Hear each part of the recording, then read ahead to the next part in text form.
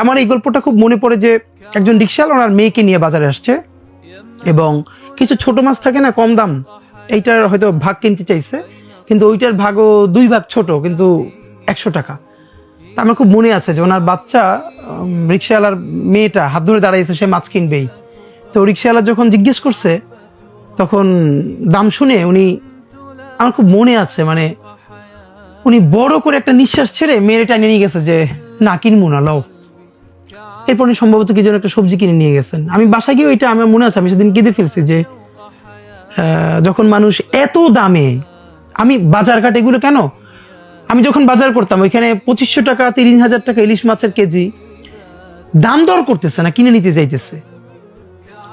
রাষ্ট্রের এমন কর্মকর্তারা যাদের বেতন 40,000 টাকার বেশি না, আবার এইখানেরই নাগরিক 50 টাকার ভাগাড়ের ছোট মাছ কিনতে গিয়া এমন অসহায় আত্মসমর্পণ দেখেন। এবং আমার মনে আছে উনি তখন একটা গালি দিচ্ছিল, এই গালিটা আমি এখানে বলতেছি না, এই গালিটা রাষ্ট্র ব্যবস্থার জন্য এমন, এটা বাধাই রাখা দরকার।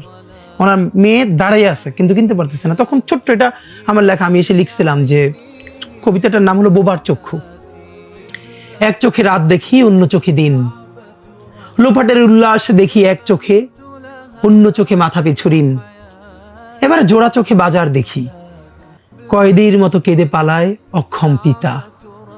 হঠাৎ মানচিত্র দেখি, দেখি অক্ষরেখায় রক্ত বেচার বিজ্ঞাপন, আর শ্যাওলা রঙের শাড়ি পরে দ্রাঘিমায় খদ্দেরের জন্য দাঁড়িয়ে একজন যুগপৎ বিশ্বার জননী। ধন্যবাদ।